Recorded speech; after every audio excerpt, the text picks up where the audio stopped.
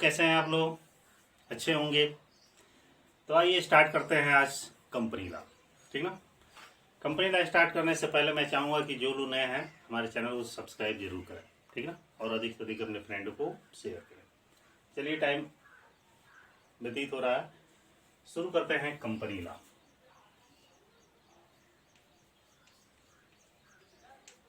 Company ला। Company ला में आज का जो हम टॉपिक पढ़ेंगे, कंपनी का निर्माण। इसमें क्या पढ़ेंगे हम? कंपनी का निर्माण। मतलब इसको कहा जाता है अंग्रेजी में फॉर्मेशन ऑफ कंपनी। कंपनी का निर्माण। ओके, जानेंगे आज की कंपनी का निर्माण कैसे होता है। ठीक है। कंपनी का निर्माण, यदि हम कोई नई कंपनी बना रहे हैं तो कैसे बनाएंगे, किस ढंग से बनाएंगे, उसके लिए क्या स्ट्रक्चर होते हैं, उसके क्या क्या पार्ट्स होते हैं, अंग होते हैं, स्टेज होते हैं। ठीक है। तो जब भी हम कोई नई कंपनी बनाते हैं,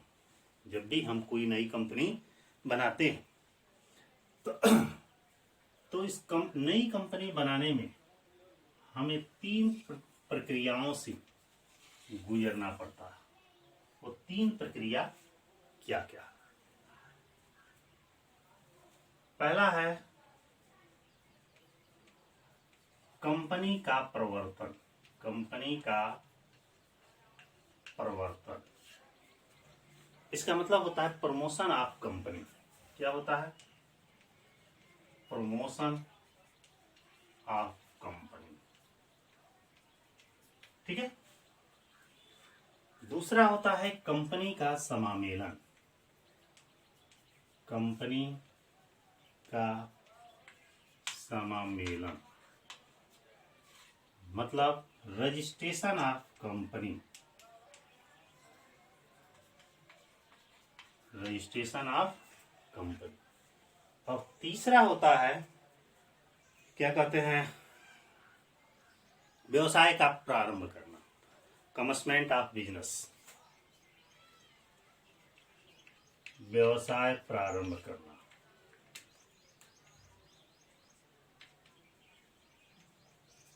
मतलब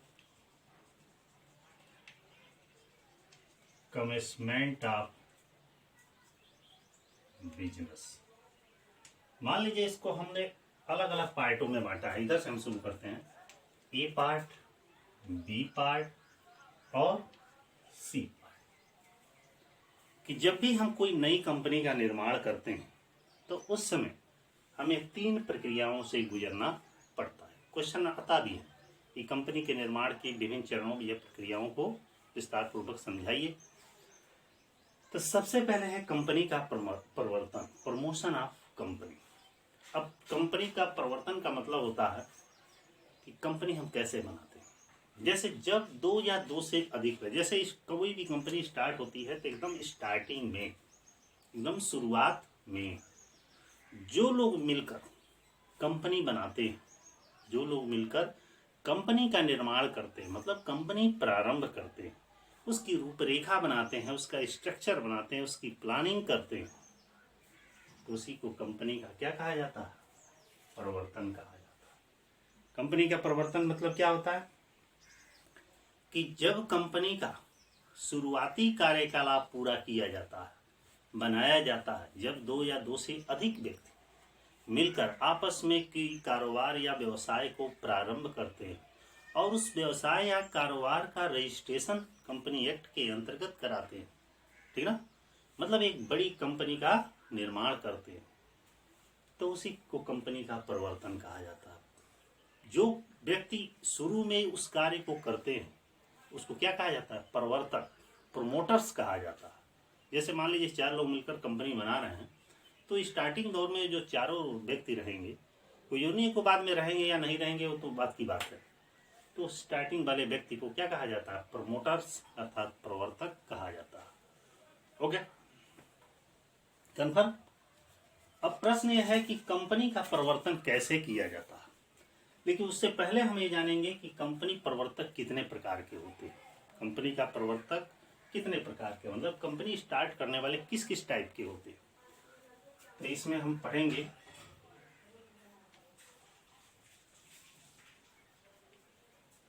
कंपनी प्रवर्तक के प्रकार। कंपनी प्रवर्तक के प्रकार कितने प्रकार के होते हैं। पहला प्रकार कौन से प्रकार के हैं? आकस्मिक प्रवर्तक।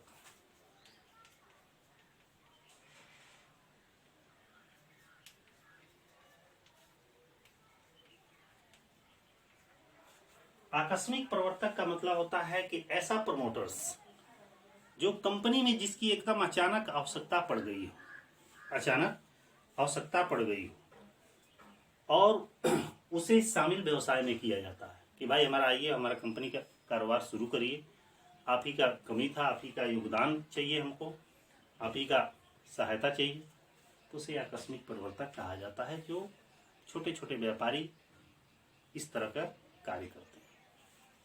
दूसरा इसमें है व्यावसायिक प्रवर्तक।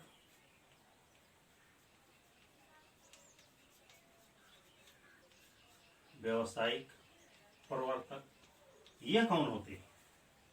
कैसे प्रमोटर्स जिन्हें व्यवसायिक कानून, नियमों, अधिनियमों की जानकारी रहती है, व्यवसाय की संपूर्ण गतिविधियों की जानकारी रहती है, तो उसे व्यवसायिक प्रवर्तक कहा जाता है। इन्हें इनकी भी आवश्यकता पड़ती है।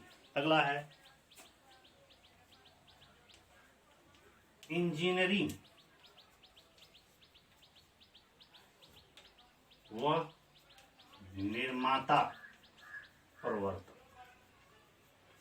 ये कौन होते हैं? कैसे प्रमोटर्स, चूंकि कोई भी व्यवसाय करता है तो सर्वज्ञाता नहीं होता, उसे अन्य लोगों की भी जरूरत पड़ती है।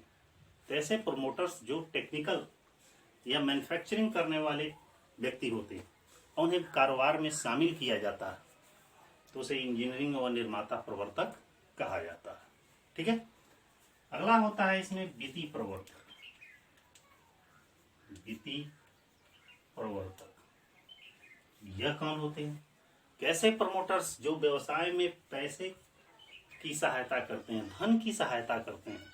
क्योंकि जानते ही हैं कि व्यवसाय में वित्त को क्या कहा जाता है? रक्त कहा जाता है। जिस तरह मानव रूपी शरीर में रक्त ही सबसे महत्वपूर्ण है, ब्लड का सर्कुलेशन है तो मानव शरीर है, अन्यथा नहीं। उसी तरह व्यवसाय में यदि पैसा है, लगाए हैं, इन्वेस्ट किए हैं, तो समझिए व्यवसाय चल रहा है। बिना पैसे के कोई कारोबार नहीं चलता, इसलिए इनकी भी बहुत महत्वपूर्ण भूमिका होती है।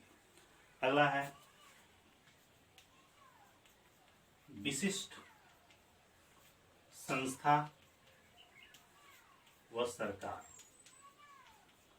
इन्हें भी प्रमोटर्स के रूप में शामिल किया जाता है। ठीक है, इनकी भी सहायता पड़ती है। अब अगला प्रश्न हमारा ये आता है कि जो ये हमारे प्रवर्तक हैं, प्रमोटर्स हैं, इनको फायदा क्या होता है प्रवर्तक बनने से? आखिर इनको कुछ पारिश्रमिक मेहनताना मिलता है कि नहीं? आइए उसको हम जानें। यही बता दे रहे हैं। प्रवर्तक का पारिश्रमिक।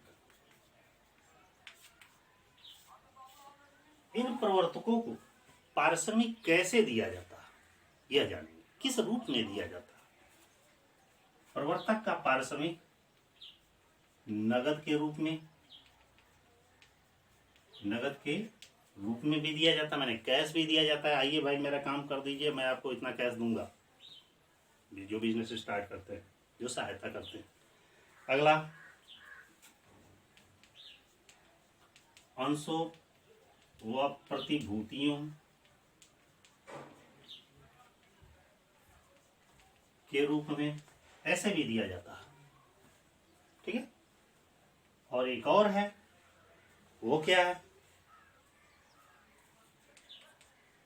नौकरी या रोजगार के रूप में ऐसे भी दिया जाता है। तो ये तीन तरीके से इन्हें पारिश्रमिक मिलता है। क्लियर? एक लास्ट टॉपिक इसमें और बचा हुआ है कि परिवर्तन की कौन कौन सी अवस्थाएं हैं। मतलब जब हम कंपनी का परिवर्तन अर्थात निर्माण करते हैं, उसकी स्थापना करते हैं, तो किस स्टेज से गुजरना पड़ता है, किस प्रक्रिया से गुजरना पड़ता है। तो आइए हम इसको ये जानें। कंपनी परिवर्तन की अवस्थाएं। कंपनी परिवर्तन की अवस्था, इसमें हम जानेंगे कि जब कंपनी का निर्माण किया जाता है तो कैसे कैसे शुरू किया जाता है। पहला, सबसे पहले क्या की जाती है, व्यावसायिक अवसरों की खोज की जाती है। व्यावसायिक अवसरों की खोज की जाती है। इसका मतलब यह है कि खोजा जाता है कि किस चीज का हम बिजनेस स्टार्ट करें जिसका मार्केट में डिमांड हो, ठीक ना। ऐसी अपॉर्चुनिटी जिसमें हमारा बिजनेस रन कर जाए, तो उसे कहा जाता है व्यावसायिक अवसरों की खोज करना। जो प्रमोटर्स होते हैं सबसे पहले इसका पता लगाते हैं कि किस चीज का मार्केट में इसमें डिमांड है, किस चीज का हम कंपनी स्थापित करें। दूसरा है व्यावसायिक तत्वों का संयोजन।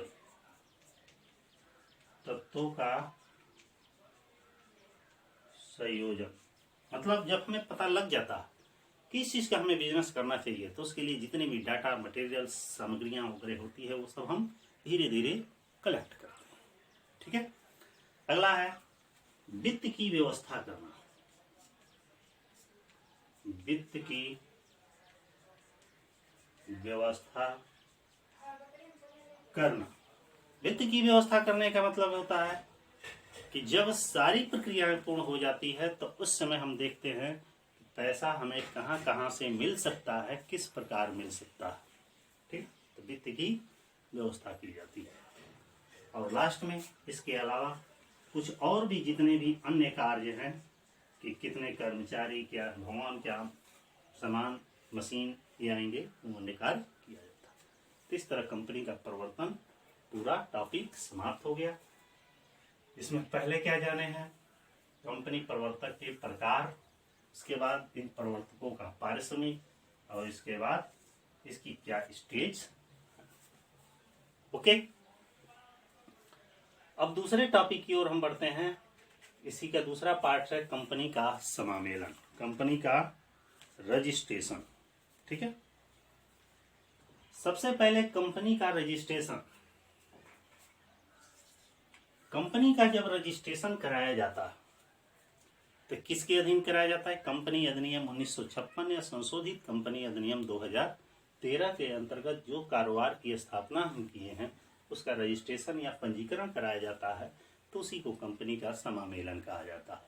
कंपनी का रजिस्ट्रेशन ही कंपनी का समामेलन होता है, ठीक है। प्रश्न यह है कि जब कंपनी का समामेलन होता है तो इसमें कौन कौन से कार्य किए जाते हैं, कौन कौन से कार्य किस प्रकार किए जाते हैं। सबसे पहला होता है आरंभिक कार्य। आरंभिक कार्य का मतलब होता है कि जब कंपनी का रजिस्ट्रेशन होता है तो होने से पहले सारे डॉक्यूमेंट्स, ठीक ना, जो लीगल पेपर्स वगैरह होते हैं उसको कलेक्ट किया जाता है, इकट्ठा किया जाता है, तैयार किया जाता है। उसको जो फॉर्म होता है भरा जाता है, उसकी जितनी भी औपचारिकताएं हैं उसको पूर्ण किया जाता है। दूसरे नंबर पे आता है रजिस्ट्रार के पास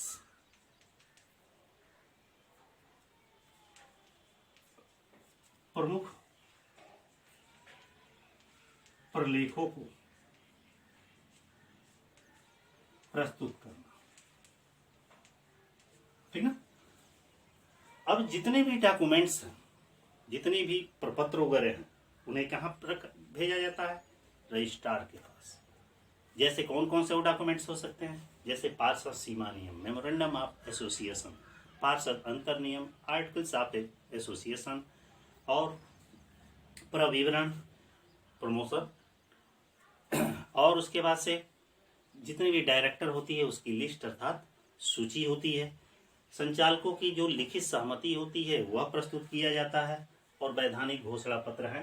ये सब डॉक्यूमेंट होते हैं, लीगल डॉक्यूमेंट्स है, कंपनी के समामेलन के दौरान रजिस्ट्रार के पास फाइल किया जाता है, दाखिल किया जाता है, प्रस्तुत किया जाता है। अगला है निर्धारित शुल्क का भुगतान करना। शुल्क का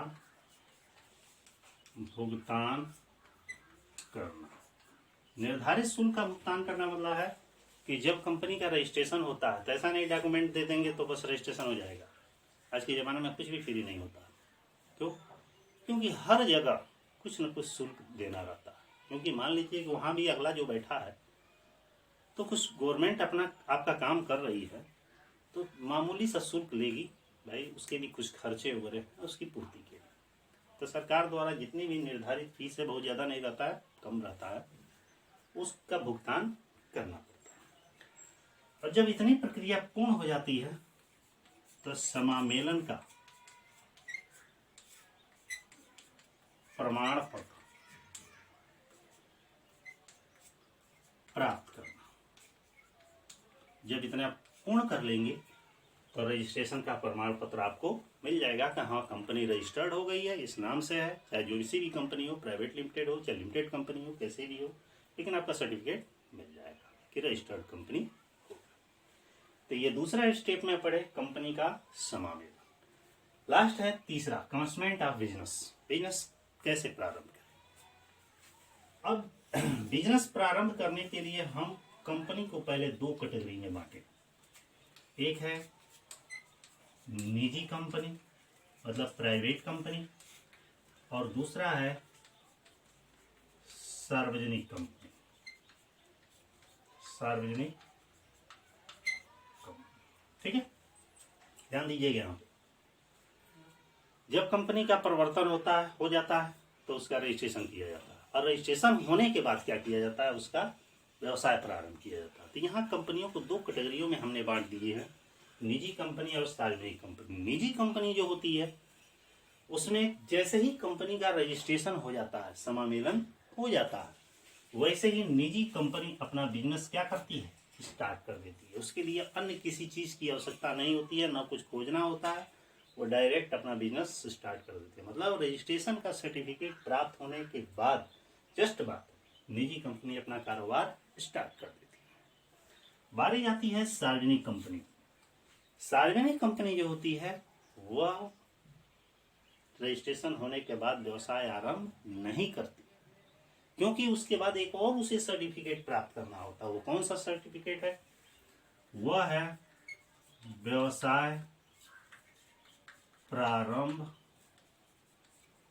करने का प्रमाण पत्र।